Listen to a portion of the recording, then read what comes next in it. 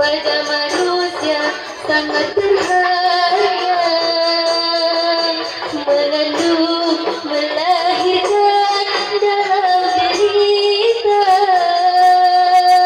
mengasuhnya, merawatnya penuh kesabaran.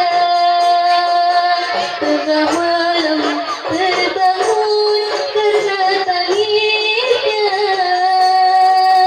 manusia harus menghormati ibunya. Jangan sakiti badan maupun hatinya. Ingat syurga di bawah telapak kaki.